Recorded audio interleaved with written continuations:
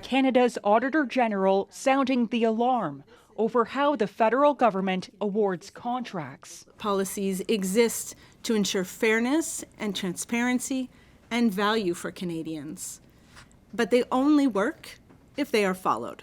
In the case of one particular consulting firm, Karen Hogan says those rules were routinely broken. We also found that each organization's own practices often did not demonstrate value for money. Between 2011 and 2023, Hogan's audit found 97 contracts awarded to McKinsey Company, worth more than $200 million, covering a broad range of services from IT support to health and welfare training, most handed out in a non-competitive process.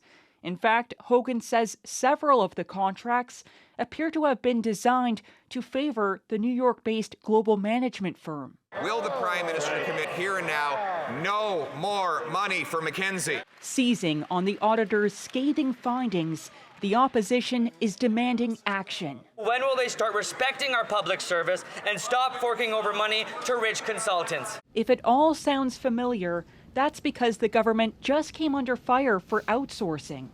Speed to procure. Earlier this year, Hogan concluded the final cost for the controversial ArriveCan app, initially awarded to GC Strategies, impossible to determine due to poor record keeping.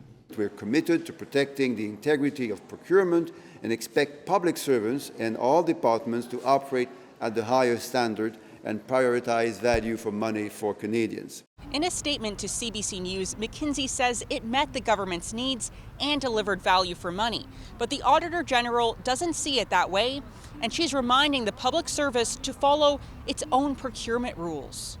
Olivia Stefanovic, CBC News, Ottawa.